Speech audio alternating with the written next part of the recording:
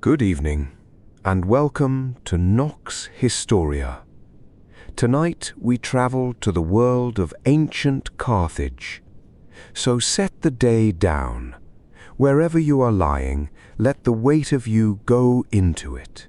The shoulders first, then the back, then the long muscles of the legs that have been holding you upright since morning.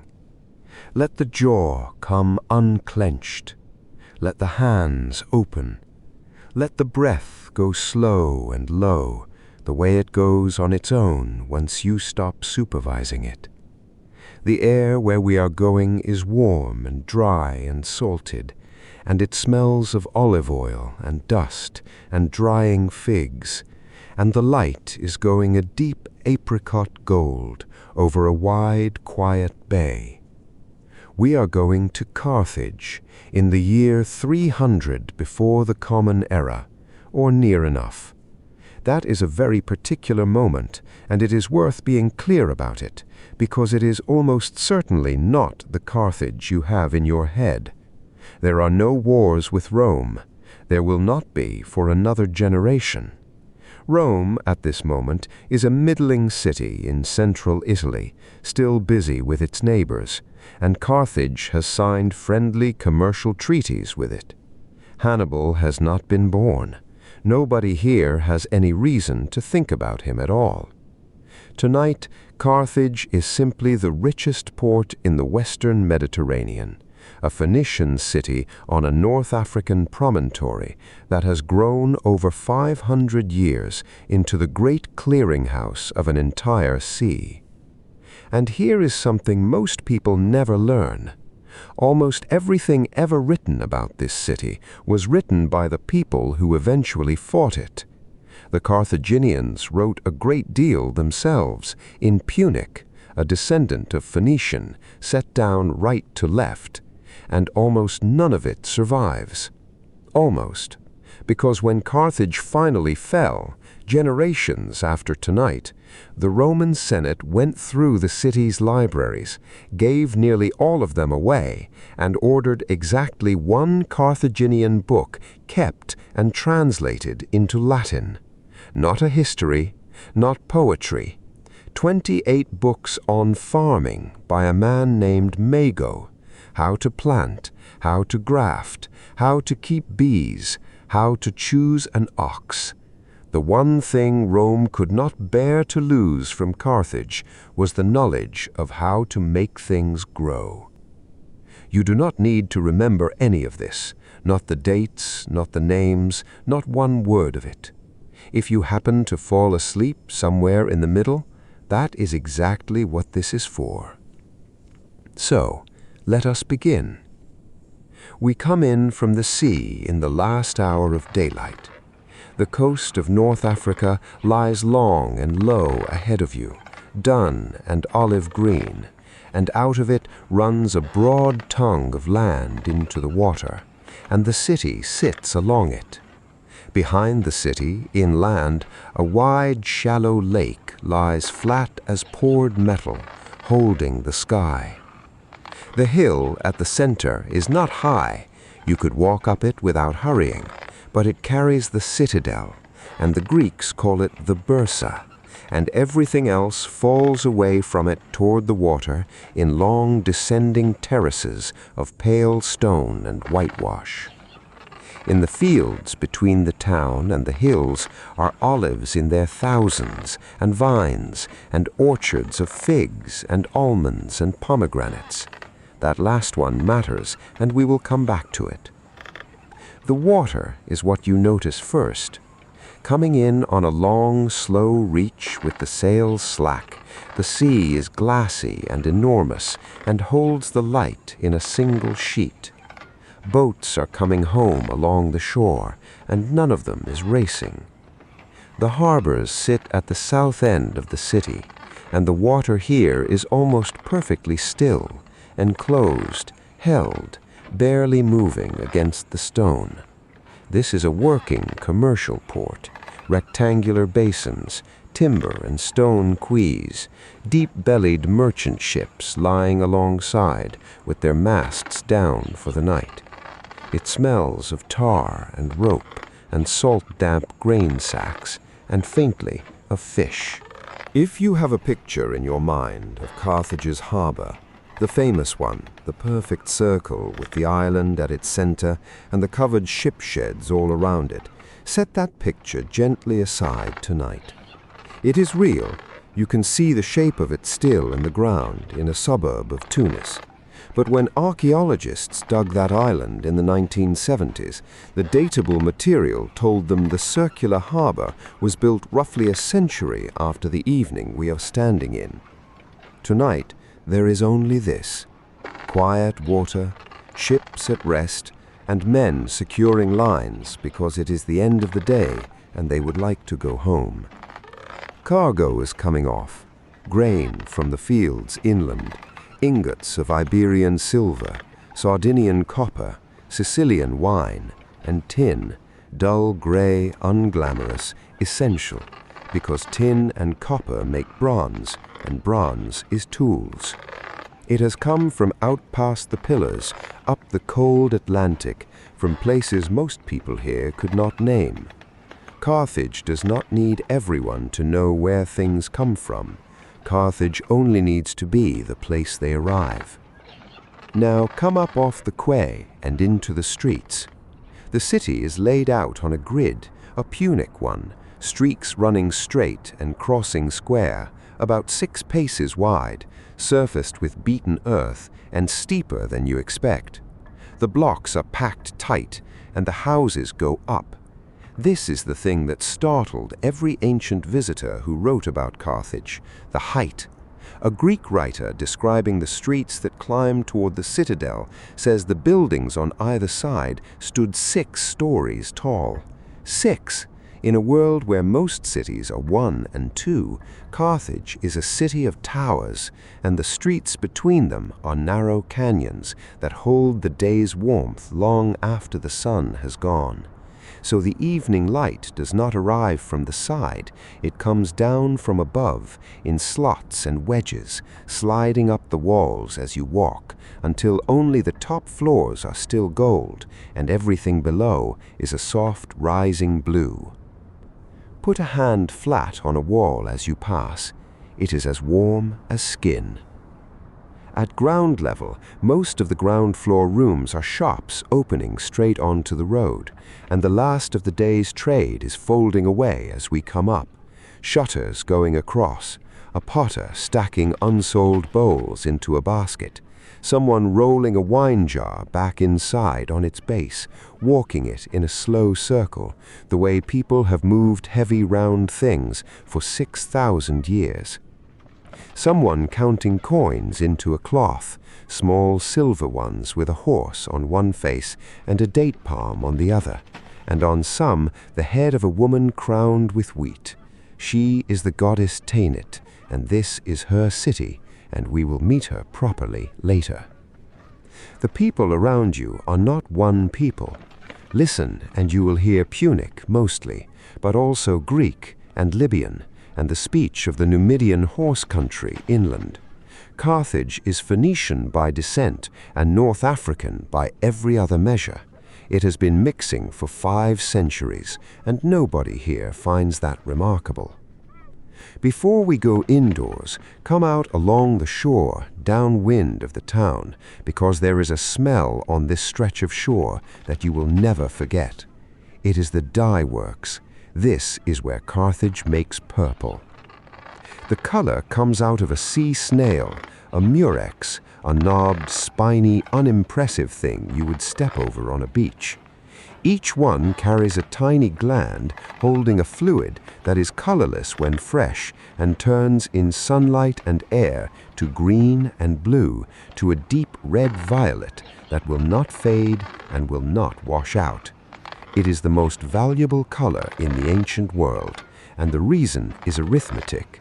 It takes something in the order of 12,000 snails to produce about 1.5 grams of pure dye. 1.5 grams, enough to edge a garment. Which is why wherever the Phoenicians and their descendants settled, archaeologists find the same thing in the ground: shells.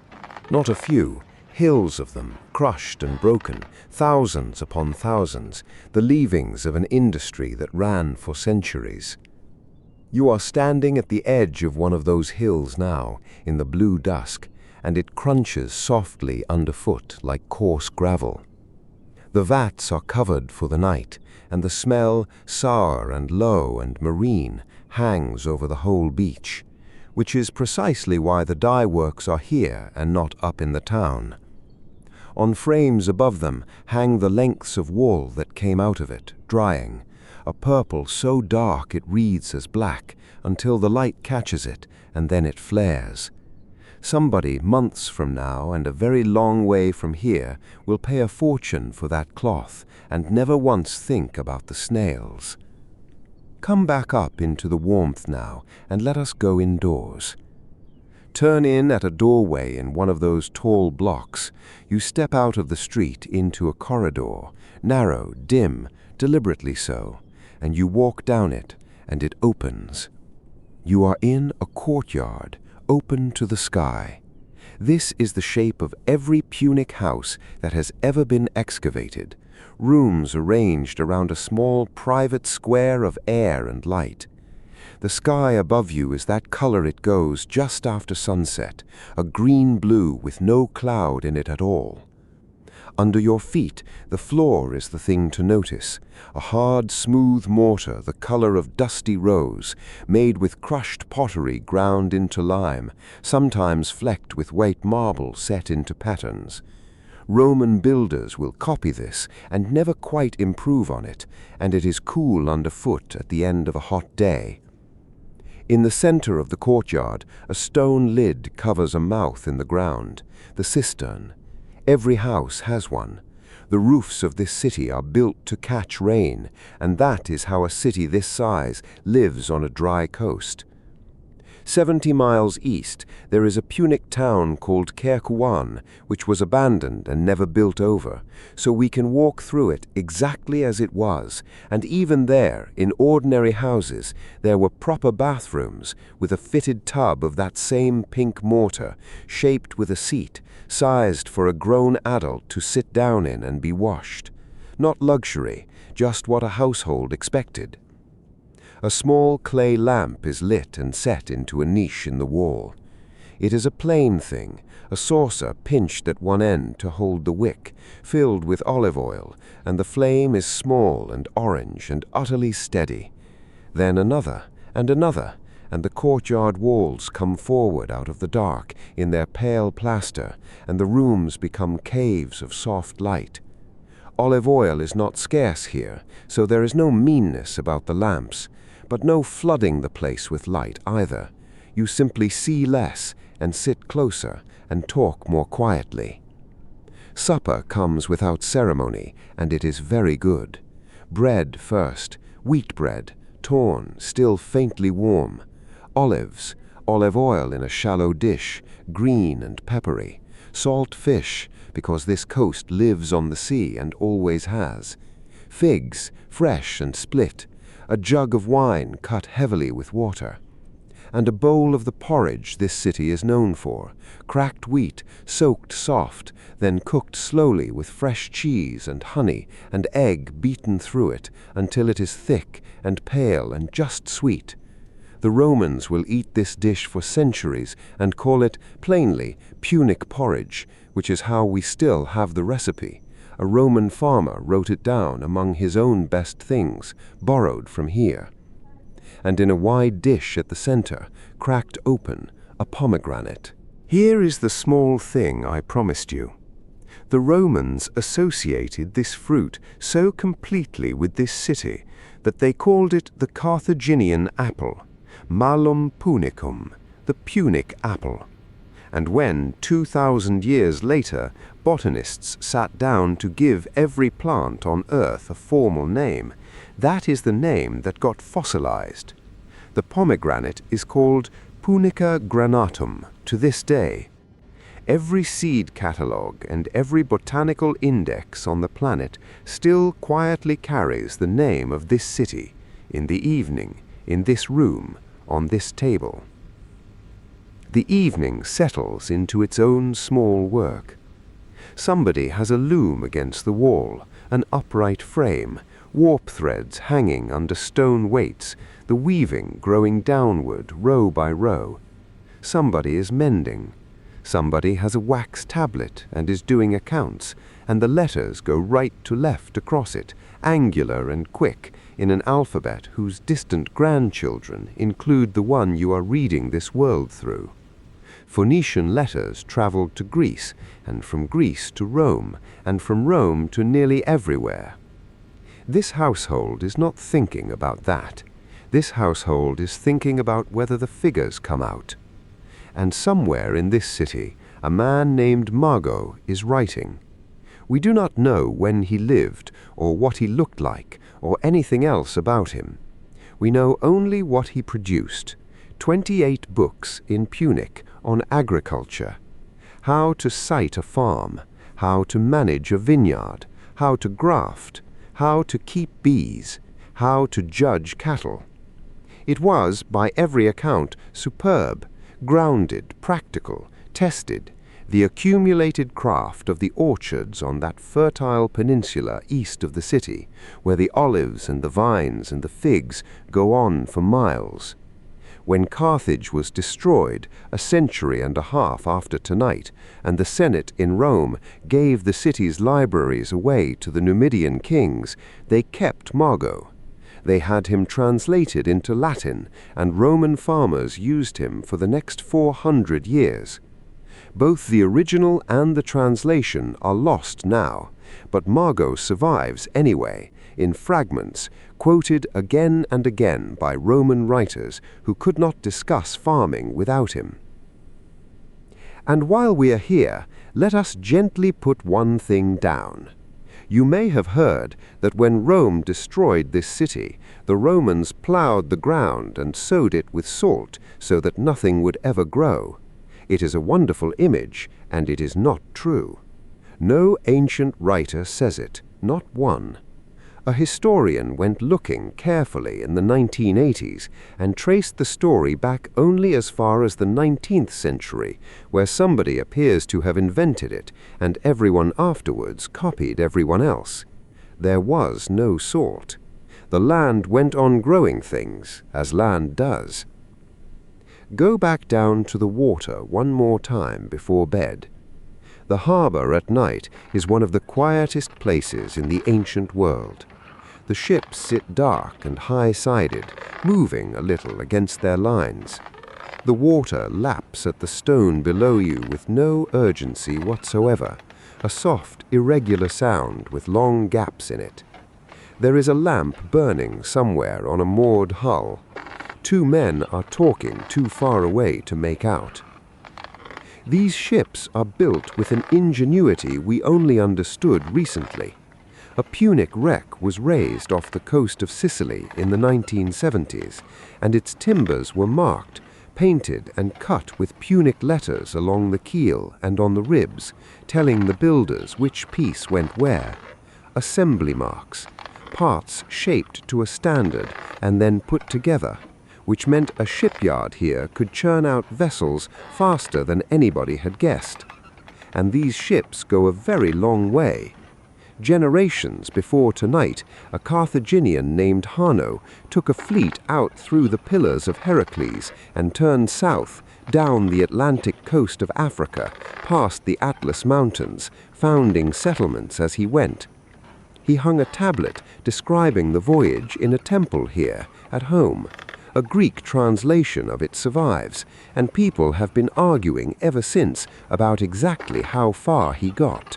Herodotus tells another story about these merchants, which may be a traveller's tale and may not, that on some far shore they would lay their goods out on the beach, go back to the ships and light a smoky fire. The people of that coast would come down, look, place gold beside what they wanted, and withdraw. The Carthaginians would return and count. If the gold was enough, they took it and sailed. If not, they waited, and more gold appeared. Neither side ever spoke to the other, and neither side, Herodotus says, ever cheated. Now the household goes to its beds.